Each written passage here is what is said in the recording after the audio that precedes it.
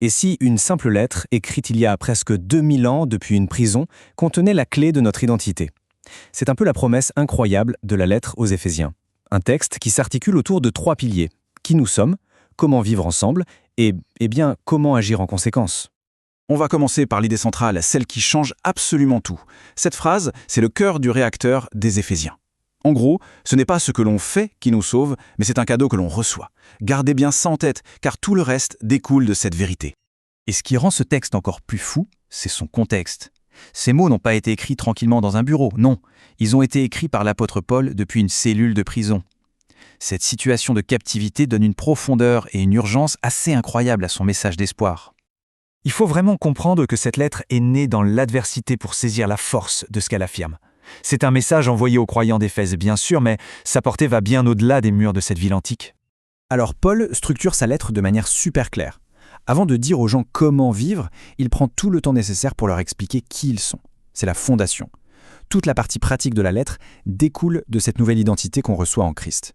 Alors, c'est quoi cette identité? Paul la décompose en 3 bénédictions spirituelles majeures. D'abord, les croyants sont choisis par Dieu. Pas par hasard, non, c'est intentionnel. Ensuite, ils sont rachetés par le sacrifice de Christ, comme libérés d'une dette. Et enfin, ils sont scellés par le Saint-Esprit, une sorte de garantie de leur héritage. C'est un tout nouveau statut. Et tout ça repose sur un seul concept, la grâce. C'est la pierre angulaire de tout l'édifice. Paul insiste là-dessus. Le salut, ce n'est pas quelque chose qu'on peut mériter ou gagner avec nos bonnes actions. C'est un don, une faveur divine qu'on ne mérite pas. Une idée qui était radicale à l'époque et qui, franchement, l'est toujours. Et là, Paul introduit ce qu'il appelle un mystère, un secret divin qui restait caché pendant des siècles et qui maintenant est révélé au grand jour. Et ce mystère, c'est la raison d'être même de l'Église. Alors, de quoi s'agit-il? Et voilà la réponse. Et pour le monde de l'époque, c'est une véritable révolution. Le mystère, c'est l'union de 2 groupes qui étaient historiquement séparés, les Juifs et les non-Juifs, qu'on appelle les païens, en une seule et même famille, un seul corps, l'Église. Et c'est Christ qui rend cette réconciliation possible. Ce chiffre 1 est tellement puissant ici. Il ne s'agit pas de 2 groupes qui cohabitent gentiment. Non, il s'agit de la création d'une seule et nouvelle humanité. Pour Paul, c'est ça le cœur du plan de Dieu. Une unité qui passe par-dessus toutes les barrières culturelles et ethniques. Ok, les fondations sont posées. On sait qui on est. Maintenant, Paul change de vitesse. La deuxième moitié de la lettre, c'est 100% pratique. Comment est-ce que cette nouvelle identité en Christ doit transformer notre vie de tous les jours? Voilà l'appel central de cette partie. Le verbe marcher ici, ça veut dire vivre au quotidien. Paul nous exhorte à adopter un style de vie qui soit cohérent, qui soit à la hauteur de l'appel incroyable qu'on a reçu. Et cette comparaison, elle est saisissante. Elle montre bien le contraste. D'un côté, l'ancienne manière de vivre, avec ses comportements destructeurs, et de l'autre, la nouvelle nature en Christ, qui se voit à travers des qualités comme l'humilité, la patience, l'amour. C'est une transformation du tout au tout. Ce qui est intéressant, c'est que cette transformation, ce n'est pas juste un truc personnel ou intérieur. Paul montre bien que ça doit s'appliquer à tous les domaines concrets de la vie, les relations à la maison, au travail, dans l'église et bien sûr dans sa vie perso.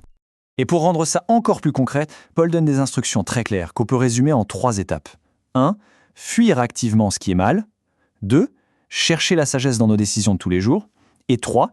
Placer toutes nos relations sous l'autorité du Christ. Paul termine sa lettre sur un dernier point qui est crucial. Vivre cette nouvelle identité, ce n'est pas toujours une partie de plaisir. Il y a une opposition. Il prépare donc les croyants à faire face à un combat spirituel. Il pose la situation très clairement. Le vrai combat, dit-il, n'est pas contre d'autres êtres humains, mais contre des forces spirituelles invisibles du mal. Et c'est cette idée qui l'amène à sa fameuse métaphore de l'armure de Dieu. Voici l'équipement que Dieu nous donne pour ce combat.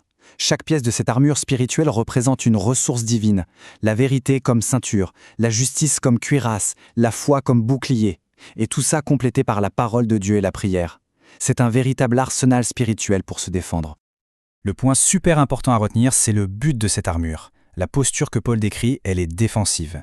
Le but n'est pas de partir à l'attaque, mais de tenir ferme, de résister, de rester debout face à l'opposition. C'est une image de persévérance et de solidité. Bon, on arrive au bout. Comment on rassemble tous ces éléments? Paul a parlé d'identité, de l'unité, de la vie pratique, du combat spirituel. Essayons de résumer l'appel global de cette lettre si riche. En fait, on peut voir toute la lettre autour de ces 3 grands piliers. D'abord, l'identité, comprendre qui on est en Christ. Ensuite, l'unité, voir comment cette identité nous rassemble en un seul corps, et enfin la sainteté, comment tout ça transforme notre manière de vivre. Si on devait résumer Éphésiens en une seule phrase, ce serait celle-là. C'est un appel puissant à la fois à la connaissance de soi, une connaissance spirituelle, et à l'action qui en découle. Comprendre qui on est pour vivre en accord avec cette nouvelle réalité. Et on termine avec cette question pour réfléchir. Si notre véritable identité n'est pas quelque chose qu'on construit ou qu'on gagne à la sueur de notre front, mais un cadeau qu'on reçoit, qu'est-ce que ça change concrètement dans notre vie de tous les jours, dans nos relations, nos ambitions, nos priorités ?